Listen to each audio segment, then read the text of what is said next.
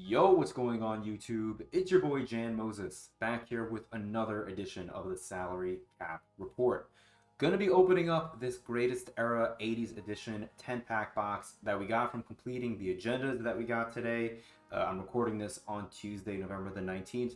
Pretty good chance this video ends up dropping later this afternoon, but in case it drops on Wednesday, just wanted to put that out there because I don't know what else 2K is going to potentially put into the game that we may want to grind that I'm not seeing today because I'm recording it on Tuesday. And I don't think 2K is going to change the salary values in between today, being the 19th and tomorrow being the 20th, but you never know.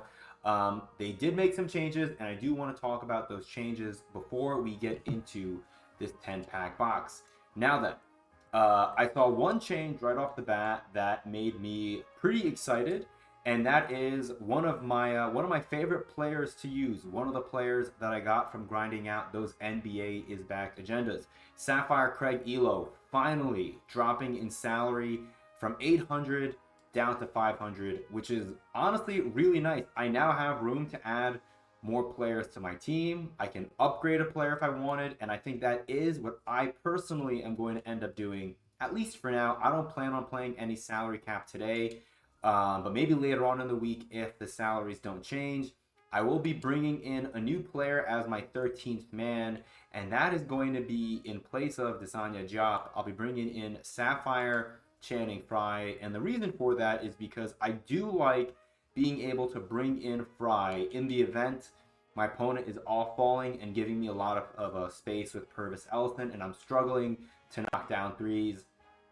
I feel like there are so many different ways to construct your salary cap lineup. You could try to make it relatively top heavy. You could try to, and by top heavy, I mean putting a bunch of diamonds in your starting lineup and then having those guys play a ton of minutes. Maybe running a 7-man rotation, or as people on Twitter would call it, Tom Thibodeau in November. You could try to run a lineup kind of like what I have, where I definitely have better players in my starting five than I do coming off the bench. In terms of me having 3 amethysts in Jalen Brunson, Eduardo Nahara, and DeAndre Ayton. But I do have players off the bench that I think are really good in Mario Chalmers, Marquise Daniels, and Josh Childress. Even Jarvis Hayes, he scores so much for me, and he's a monster defensively. And then obviously Purvis Ellison, him dropping down to 500 last week was really clutch because this card is so damn good. If you can get around the fact that he can't really shoot threes, although his jumper is good. You can green from the corners. It's just not as reliable as a guy like Channing Frye, for example.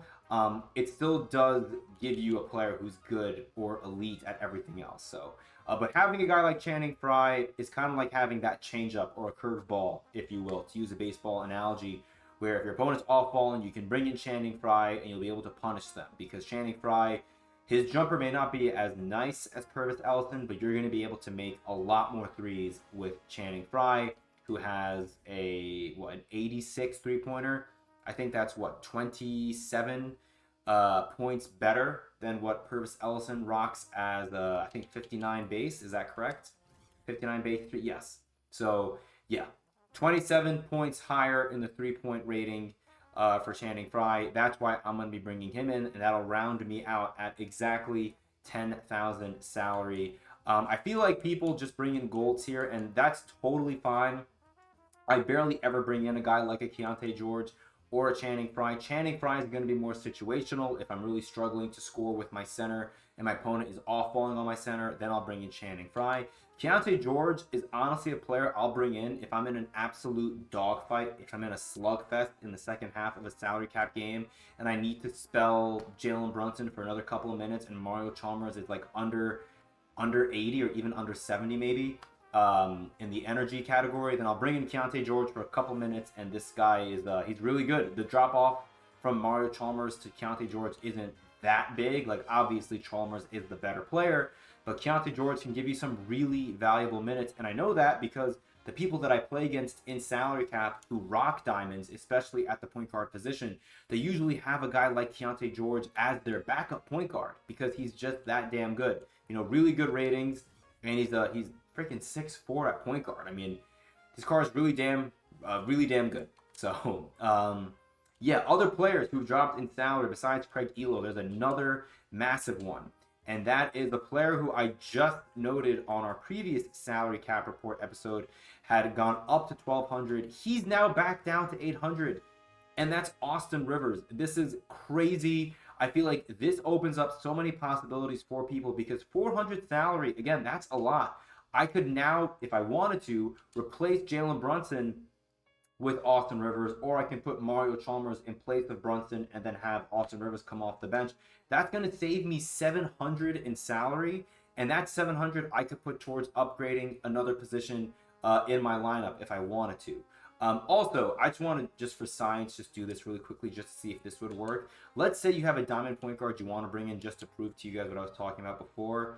I actually don't think this would work. I was going to bring in Brandon Jennings and then bench Mario Chalmers, who's at 800, for County George, who's at 300. I'd have to make another move probably to bring in Brandon Jennings. But people have made it work. You probably have to just sacrifice off your bench. Actually, no, it would work. I'd have to, hold on, watch this here. If I do this, and then I bring in a point guard who's at 200, let's say Dan DeCow, and then I bench him, Channing Frye, for Desanya Job. There, I'm back at 10,000. So that's what people are doing.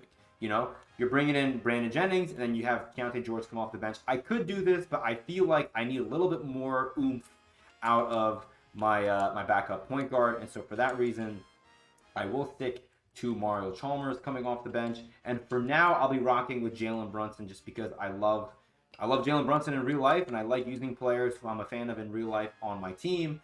So I could do this, but I may experiment a little bit off camera with Austin Rivers as my starting or my backup point guard, having Mario Chalmers as the other point guard, and then seeing where else I can upgrade in my lineup. So, I mean, that's one of the fun things about salary cap, right? It's constructing your lineup and making it fit under that 10,000 salary. So again, for right now, we're going to throw in Channing Frye here, and that still keeps us at 10,000. So really looking forward to running with this lineup. If I wasn't so busy today, I'd be taking this lineup online. Let me see, is there anyone else that I want to touch on? Oh, James Silas. I don't know if any of you guys have him. I don't know if any of you guys care about him. He was 4,700 salary for the longest time, and now he's down to 2,000. So that's at least a little interesting. I don't know if that's, interesting enough for me to take him online, but it is what it is. Really hoping Brandon Jennings drops to 2,000. That would be really, really nice. I don't think any of the amethysts that I have dropped. Jerry Lucas, I expect him to stay at 2,000 for a while since he was in the agendas that we got last week.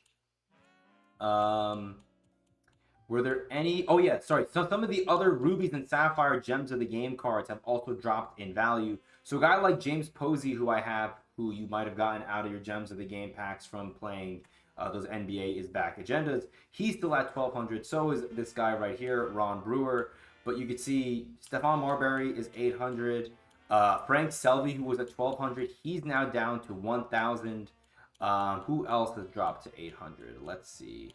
Wesley Matthews was 12,000 or 1,200. Now he's 1,000. I think some of the other ones. Jerry Lucas is now down to 800. The Ruby version. Larry Johnson, I think he was at 800 before. That may be all I have in terms of gems of the game, rubies. But then some of the sapphires have dropped as well, such as Keegan Murray. This is a card who I was really interested in running, but the 500 salary kind of turned me off. Now, if Jarvis Hayes ever does struggle for me for whatever reason, that's a card I can throw in if I want to. Chauncey Billups is down to 500 as well. Who else? I think I saw another card that I liked. Maybe I'm wrong. I think it was Dan Issel because he seemed like the card that I thought could shoot for me. Oh no, sorry, not Dan Issel. I thought it was. It's Eddie Jones because I like Eddie Jones's Amethyst card, but his Amethyst is worth 4 times as much as the Sapphire Eddie Jones. So if you have some of these Sapphire Gems of the Game cards that you got from those agendas, from the NBA's back agendas, and you didn't want to use them because their salaries were all at 800 for the Sapphire tier, go back and look now. Some of them may be down to 500, and that'll open up a lot of flexibility for your lineup. Okay, with that said, let's get into that 10-pack box. The odds of getting anything out of this that's going to help us in salary cap, pretty slim. Even if we get a shake, we're probably not going to bring that player into salary cap. I would love to get a shake in this 10-pack box because I basically would take any card in this set outside of Norm Nixon, and even then, just to get a shake in one of these packs, I've yet to get a shake in any of these Tuesday boxes. would be really, really nice. So with that said, let me first make sure that I am recording. Hello, YouTube. Here we go. Come on, 2K, blessed up. Give me something I can use. Give me a shake, please, for once. First pack of the 10-pack box, we get a Ruby. Now, there are no players in this promo that are under the diamond tier, so I'm assuming everything we get is going to be Series 1, like this Paul George card. I just saw Shams Charania reported that the 76ers had a players-only meeting now that they are a whopping 2 wins and 11 losses. It's being reported that Tyrese Maxey called out Joel Embiid for being late to team meetings and scrimmages, which, I mean, I love to see only because the only player I like on that team is Tyrese Maxey. And I feel like Tyrese Maxey is the only leader on that team, you know. Embiid's, I still think when he's healthy, Embiid's the best player on that team. But Tyrese Maxey's really damn good. He's still really young, obviously, and he's really talented. And so to have him call out their superstar is a pretty damning report.